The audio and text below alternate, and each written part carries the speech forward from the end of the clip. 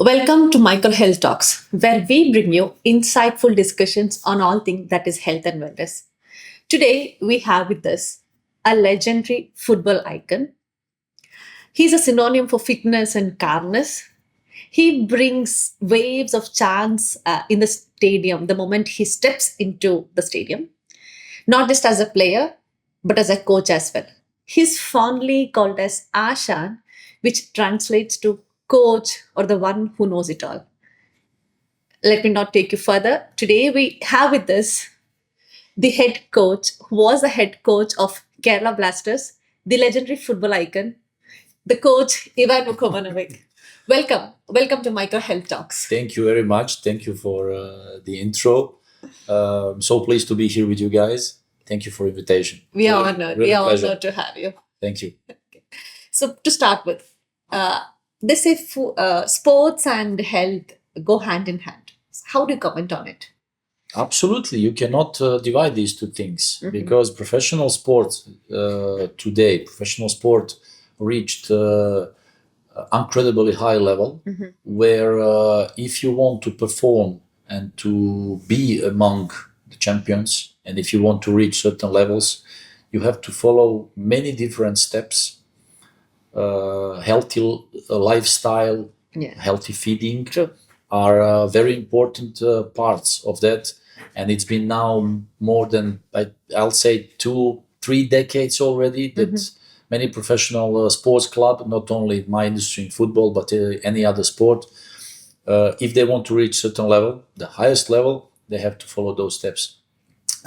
Because our bodies as a professional sportsman, in order to perform Yeah. on the pitch, whether is it athletics or football or basketball or any other, you have to maintain your body because your body is your tool. Yes. In many occasions, like speaking about football, your feet or your legs or all your muscle structure, it's your tool. Tools. Yeah, you have to take care about that.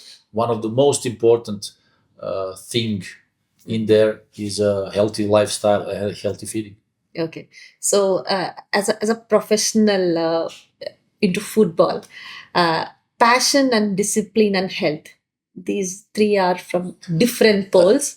Yeah, So, again, how do you bring it all together? well, again, if you have a football club or federation or a community who is emotionally attached to local club or the club who is performing the highest level, Yeah. especially the club who is bringing joy and happiness to a huge fan base, of course, there is the responsibility of everybody to perform on the highest level. Then, if you want that group of young people to make nice results, Yeah. to stay there on top, you have to again follow those steps with your technical and medical staff, advising them what are the most important points of healthy lifestyle, how they have to follow habits of eating healthy, sleeping, not using certain things which are not allowed, and like that you are also have that obligation to educate Okay. young guys and girls, young boys and girls, how to reach those levels. As a teacher, as a coach, it's your task to explain them all that. And when you have the healthy lifestyle club or let's say organization who wants to reach that level, connected or supported, followed by passion, then you actually create such a nice product and project, and it's always a pleasure to be part of it. Great. So that translates to that you are not just being a coach, but a life coach. No, everything actually in it. Okay. Because not only that you have to teach boys or girls again, young generation on the pitch. When you step onto the pitch as a coach, trying to transfer your knowledge to one group of people where are all different. They're all different mentality. They're all different characters, all different mindsets and everything. So you have to convince them the way you want them to play, the way you want them to perform.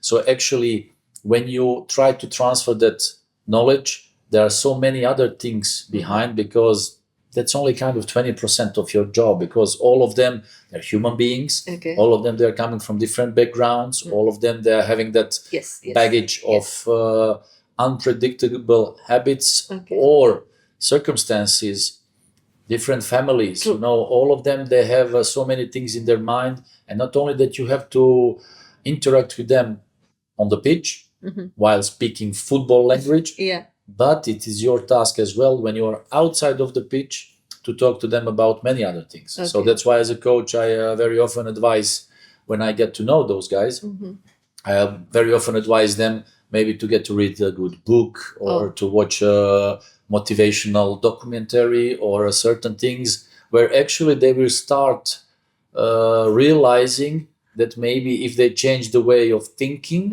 or some of their habits, that it might bring actually something better to their life. Like saying, look, in football, certain things can occur and happen. So it always depends how you will react Yeah. on those circumstances. Okay. And then I explain them from experience. If you act like that, maybe this could happen. And if you act differently, this Okay. will happen. Then I want also to put them in a situation when they can think and realize, okay, this is my own choice. I'm independent human being as well. And actually you put them into the situation to get out of their comfort zone a little bit, because that's the only way how they can improve and become better. Yes. So not only you're a football coach, you're everything. You have to be a coach, a teacher, a brother, a father, a friend, Wow. everything. Sometimes when you have to go out with them to have fun, you go with them. Sometimes when you have to be strong on them, you have to act like, strong father. Okay. It's all your job. So how do you manage this? Well, So many roles, and you are just one person. How do you manage this? but again, you know what? I was for 18 years professional football player. Okay. Okay. Before that, in the youth period, of course, you had a couple of years to become senior. And then throughout, let's say, 20 plus years, I interacted with so many different coaches. And when you are for so long in such an industry, you get experience and you get to know, okay, what one player needs from side of one coach. Yeah.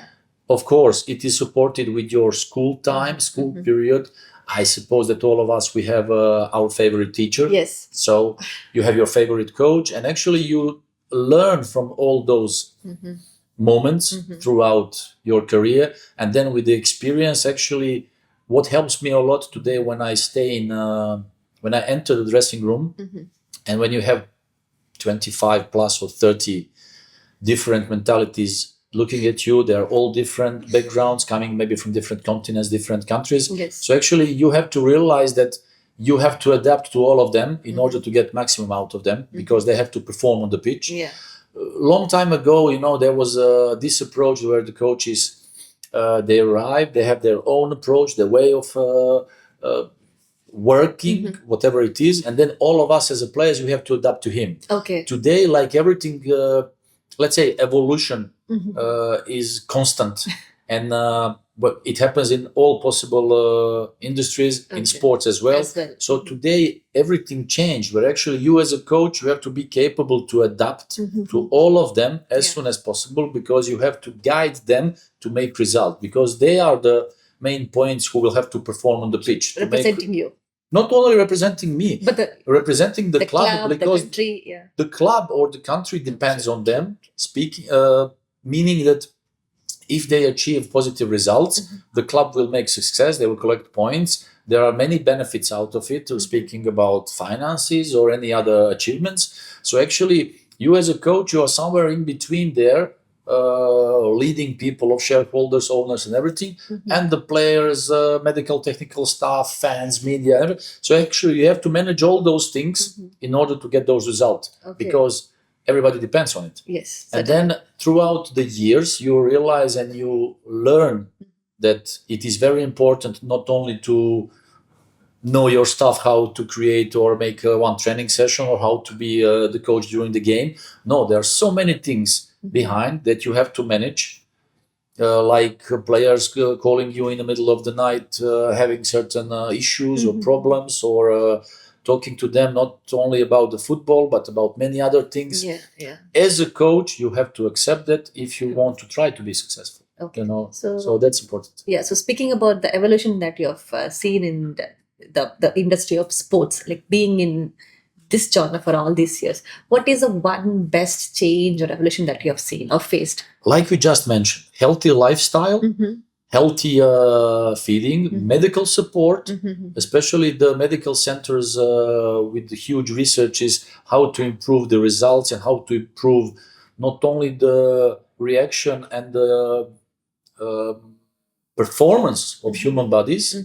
So these are the elements were actually improved a lot already starting from a youth period, from scouting period, how the clubs or national teams or organization can scout one player depending on a profile. I'll give you an example. There are already many countries in Europe, speaking about football, where actually when they start seriously selecting boys around 13 or 14 years of age, so what happens that they make some measurements, some tests, backed up by these center research and this evolution of modern, let's say, medicine. So then they already know when the boys are 13 or 14 how tall these boys will grow up to become. Okay. And they already know when they arrive at the peak of their puberty or this growth sprint, whatever we call it.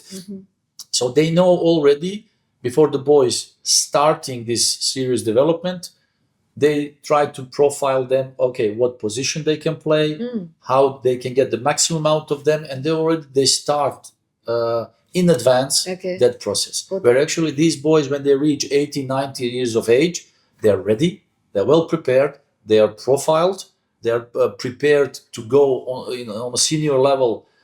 Actually, the youth coaches just get them to the senior team and said to the head coach, look, these guys, they are ready. So actually, this is the industry which actually helped a lot developing the sport to a higher level. And then many countries, they're following that because everybody wants to be on top. Yes. Speaking about national team sports, clubs. Achievements and competitions.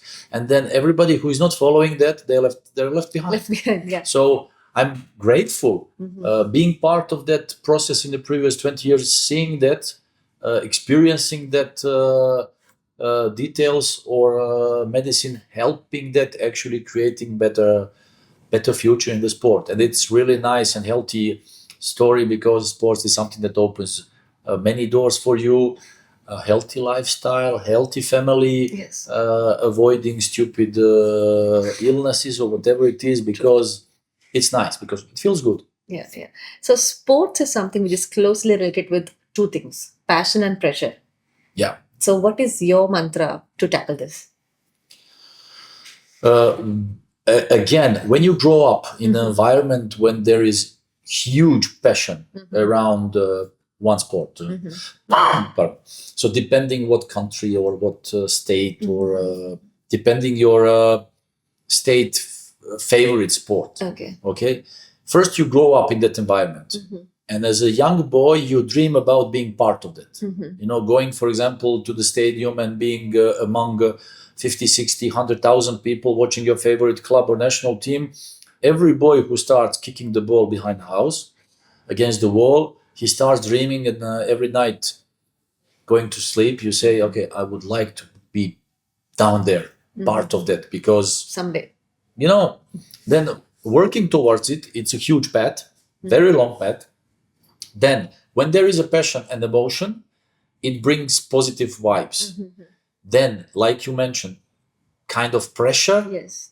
Yeah, there could be a pressure, but as a sportsman in an early age, depending on your education, again, environment, how you think about it, I started to realize and to transfer that kind of pressure into the pleasure, which means every time after a certain period, I started feeling a pleasure and being honored and like having that opportunity and possibility to play those games, where actually I was like, okay, maybe I'm one of many who is working hard as many other guys, but you have that possibility now to perform. The only thing that can keep you above water with the best is you have to keep working hard, you have to keep performing, Okay. and actually that kind of pressure that maybe you feel in one moment, Mm-hmm. it becomes pleasure because you do something that you love, which is not the case maybe in today's world in many occasions. Yes. Many people, they have family members, community members, neighbors, they work something that maybe they don't like. Yeah. They wake up in the morning and they go somewhere They're forced to. They're forced to because they have to maintain families. They have Yes. to Meet ends. meet ends. But in sport, actually, when you realize that you do something that you love, Yeah. it is kind of pleasure. So don't you think you're lucky, the picked ones or the lucky ones? How do you define it? The blessed, lucky, or No, picked but one? it's a kind of the first thing what happens is that our parents have gifted us Mm-hmm. with a kind of genetics. Okay. So it may happen that some of us you get talent for something. Mm-hmm. So that talent will be discovered in one part of your school period where certain teachers, Mm-hmm. or whether is it from sport teachers or whatever, mathematics or any kind of science, these teachers maybe they will discover and say, this girl or boy, they're talented for that. Okay. So actually you are kind of selected for something. Mm-hmm. If it's in a sport business, like it was the case that we are now talking here, your sport teachers actually are giving you a direction, connecting you with the local clubs, Mm-hmm. where actually you realize that talent you have is only 5% Okay. that you need. Okay. I met, and I know I have so many friends who were many times talented than myself, my brother Mhm. as well. Mm-hmm.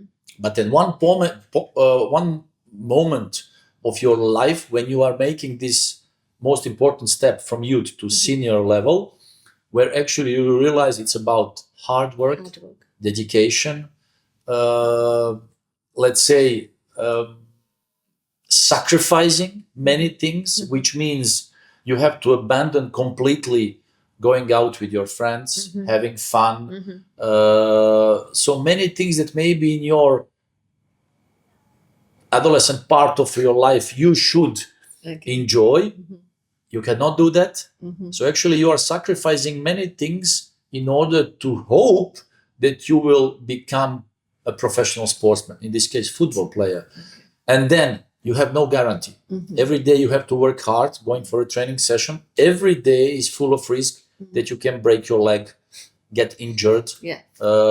Maybe you can never recover from your injury. You have such a risk of not getting there, yet we still hope and we go every day for it, working hard, being dedicated, going into the pain because it's physical job. Yeah. First of all, it's physical job. Then later you deal with the mental side. Emotional. Coach is pushing you over the limits to see how you can improve. Then, like you mentioned, whether is it kind of pressure or pleasure. Passion. Many players, they cannot cope with that.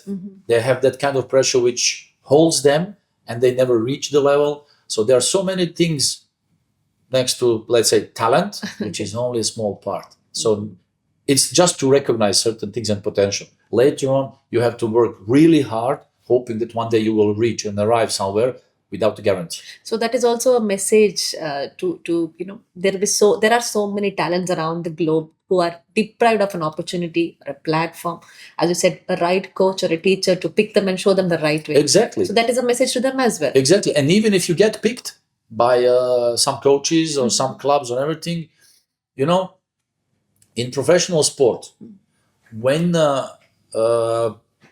you get that opportunity, so if you're lucky enough to get that chance, maybe you have only one chance. Okay, show yourself. Okay, I'll give you the chance for 1 week. Show yourself. Okay. This is your shot. Because there are so many talents around the world. I cannot explain you, not only in back there in Kerala, but all around the world, the amount of boys standing in front of the gate of training center without football shoes, bare feet, begging and asking, coach, give me one chance. That's huge, So, and the boys who actually get the chance one day, sometimes they don't realize what kind of chance they have. True, true. If you are lucky enough, maybe if you fail, you get second chance. But in most cases, the clubs or some coaches say, you know what, that's not it. Let's move on, get me the other one. This industry is really cruel. So the boys and the girls as well, they have to realize if they have the chance, they have to hold it, and try to do everything possible, all the best to reach certain levels, because it's maybe one and only chance that you can reach there. So work hard, believing in yourself, believing that what the coaches are telling you, following these advices, and maybe you will reach that level. Like I said, there is no guarantee, but again, that passion gives us the push to try. Yeah, exactly. To push forward, to do it, to try it, hoping that you reach there. So the message, try to do it. Yes. Don't lose hope. No, never. Even if one point, you get discouraged by your friends, your family, or if you still think, let's do it. Some of the boys, they lose themselves in a way of, with today's, all these things we have access to, like internet. Many of them, they're looking certain platforms and then trying to do it opposite. First, they go and buy nice shoes, or they paint their hairs, or make some tattoos, thinking, no, first you have to do your job to try to make it, and then later on try to develop you as the image or whatever you want to create. And so many things are important that it's not only about going and kicking the ball around. Well, that's a lot. Yeah, that's a lot to the aspiring or budding talents across. Yeah, but that's professional sport. That's why, like we say today, all these developments that we are talking about, starting from medicine and all these things, pushed all of us to a certain moment where actually, if you want to be there to reach those levels, you have to follow those steps. Otherwise, you fell back. You're left behind. Okay. Yeah. So coming to your journey. Okay. How did you first feel when you realized that, okay, you're going to a total different continent, a different country, and a place called India, Kerala, a total different community, culture? So what was the first thought that you had in your mind? The first thing, I remember sitting with my brother, and he was telling me, like, having these different offers back then, and then suddenly getting that call from Kerala, from the management. And I remember my brother also telling me, like, really? But do you know where you're going? And I said, no. And actually that jump into the unknown for me is kind of trigger. Okay. Where when I make my own research around the club, about the community, about Kerala, having these other different offers which were better than case of Blasters, I decided to go to India because that side of passion, emotion, gave me that trigger, like exploding and saying, I want to be there. Arriving in India was, from one side, cultural shock. You don't know what to expect. It's completely, I was feeling like I'm standing on the edge of one cliff. Okay. And down there are huge height, huge waves. So jumping down there, you don't know if you're going to survive. But as a sportsman, as somebody who likes challenges, especially because the club was in a, let's say, difficult period after a couple of years of disappointment, I wanted to enter into one project where actually you have the chance to build up something from nothing. Yes, it is. And as a coach, as a leader, you have those challenges motivating you. And with the technical and medical staff, after the first meetings, we created the kind of strategy how we want to do that, how we want to attack certain issues, completing and creating one good group of players. And actually, it was kind of weird. You arrive somewhere where actually you don't realize how huge it is. Before that, of course, from my, let's say, school knowledge, about India. India was the huge big diplomatic friend with my ex-country where I been born, Yugoslavia, with non-alignment movement from 1950s and 60s. Our leaders were friends and cooperating in many deals. So actually, I was thinking, okay, I've never been there. I'm going somewhere where the population is even double bigger than the whole Europe. You know, I don't know nothing about the competition. I don't know nothing about the community, about the everything what's happening around. And then, like I said in the previous talk, the biggest quality of one coach or any other, let's say, leader in a different industry is to adapt as quick as possible with the circumstances that you're going to find over there. Okay. So then when you arrive and you realize that there are issues with the training grounds, there are issues with the organization, there are issues with the many other things, we were like, yeah, okay. It was the period of COVID as well. So it was like, okay, let's do it step by step. I remember talking to the technical staff, which all of them, they were coming from Europe, 2 of them from Belgium, where I live since 2005, and 1 of them from Serbia. And I was telling them, listen, guys, everything we know about football, so now our baggage bringing from Europe, we have to forget it. Because here it has to be approached in a different way. Certainly. And I was always asking, okay, but what do you think? But we have to find out. I still don't know. So actually we needed, I'd say 1 month, a little bit more. Okay, it's a short time. Just to, because you need to get to know all players, all people working with you. I remember in one moment, around 56 people in with technical, medical staff, players, PR, all the other guys going around administration. And then every day you have to deal with that, organizing. In football, even if you prepare everything, you have to be capable to change everything in the last moment. So because many things can happen without preparation. You know, you prepare something for tomorrow morning, there are a couple of issues that you have to change and modify. So in football, that's kind of organization that you have to face. In India, arriving in Kerala, Blasters, it was even more challenging because there were many issues with so many things, but we enjoyed it. Actually, with the smile, and then when we created that emotion within the team, among the players, then the lost connection with the fan base and everything, it was very important. So we tried to create that as well. The players giving everything on the pitch. Even sometimes when you were losing games, it was very important. So actually, even after some losses, you know, the fans, you cannot fake them. They always feel good vibrations. And even if you lose and give everything on the pitch, you know, they respond well because you did your best. So actually, then they will follow you. Next time, you give even more. My job was always after, let's say, after one defeat. So I was not concentrated a lot about that defeat.